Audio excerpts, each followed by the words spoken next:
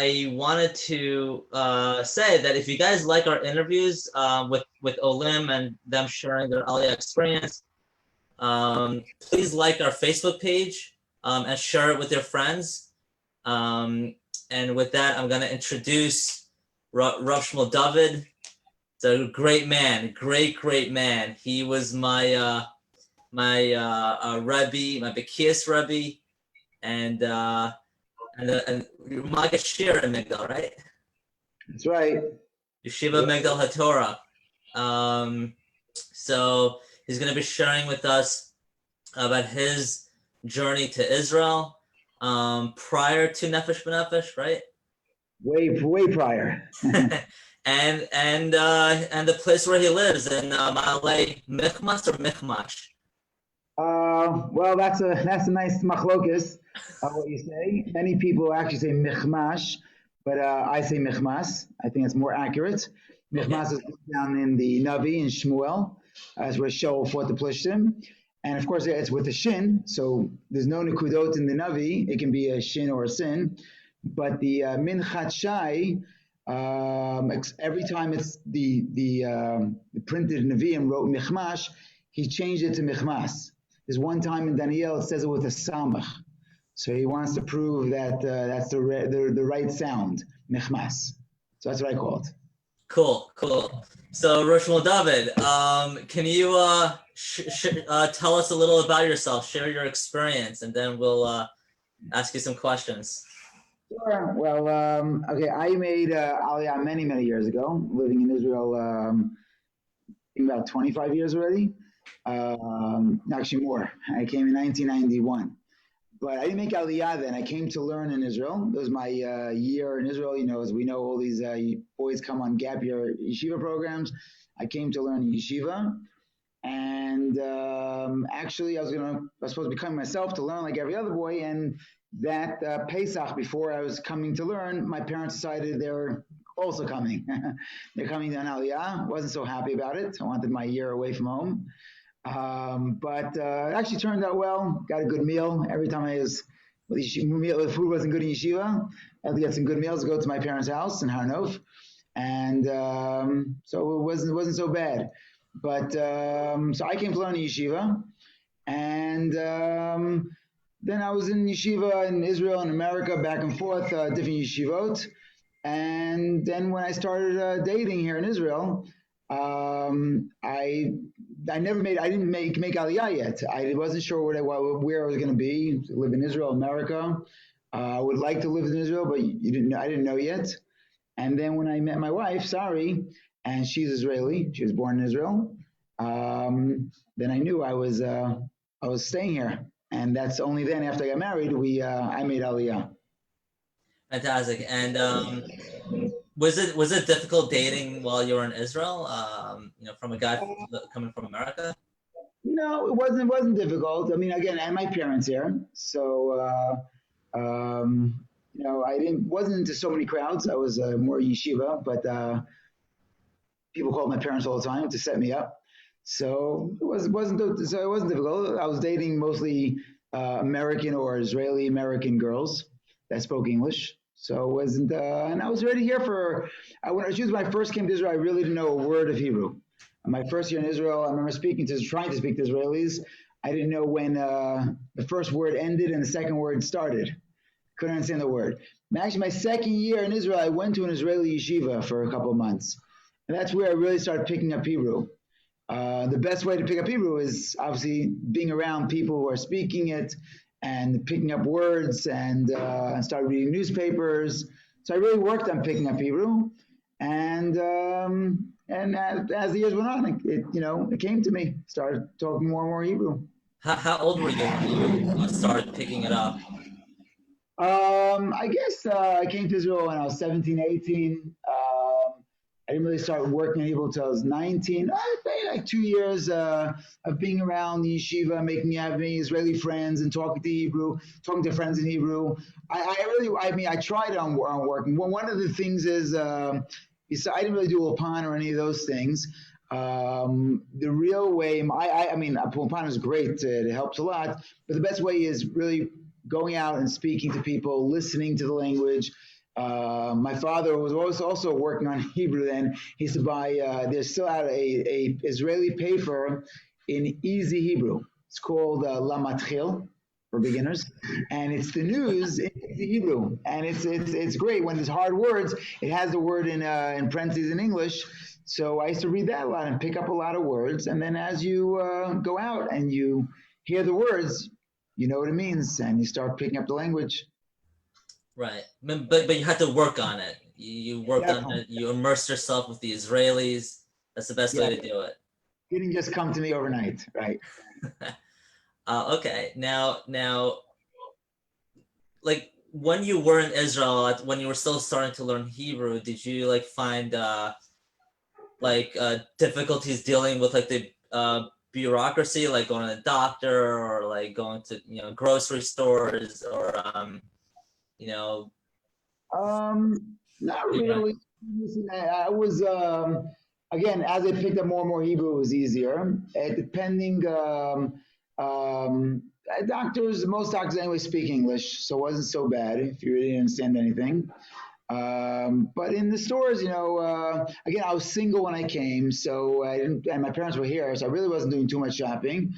But as I was picking it up, I used to try it out and speak in Hebrew. And if I didn't know a word, say it in English, usually someone understood what I was trying to say, anyways. But it wasn't that difficult. It just got to keep working on it.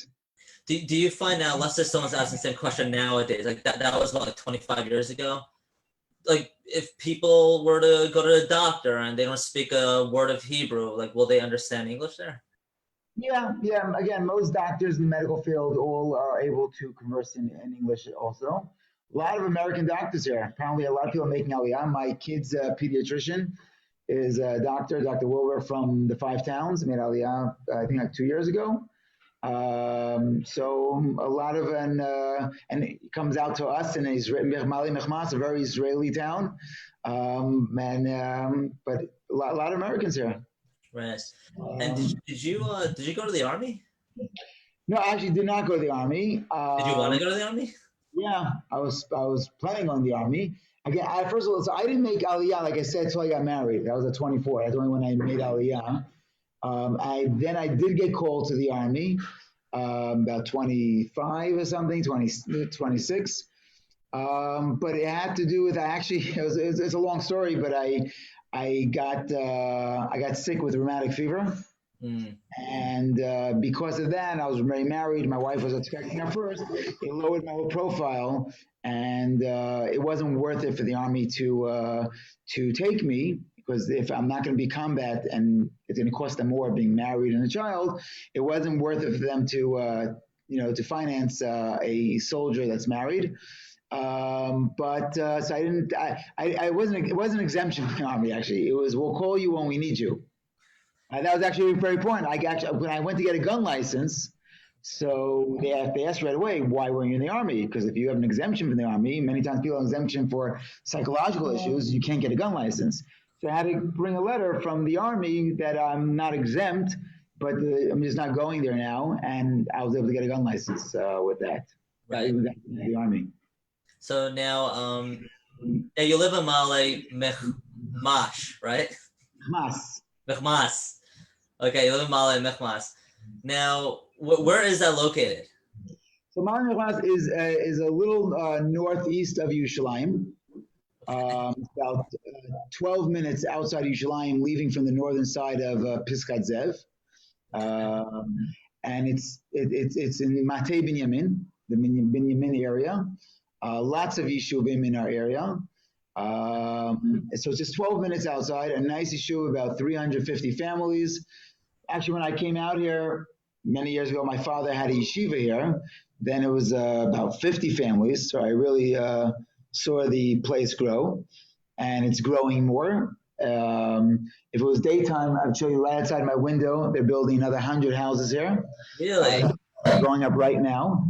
A brand new Ah, project just started. The building's already going up, and people are coming.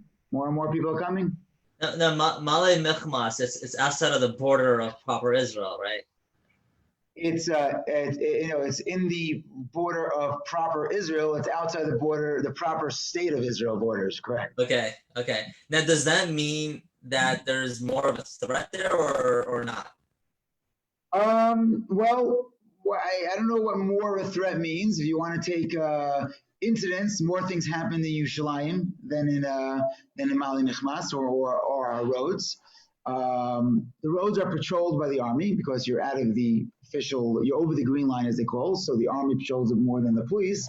Like you have the police inside the green line, but it's with security, it's being great. The Israel Army security doing a great job, and it's very, very safe.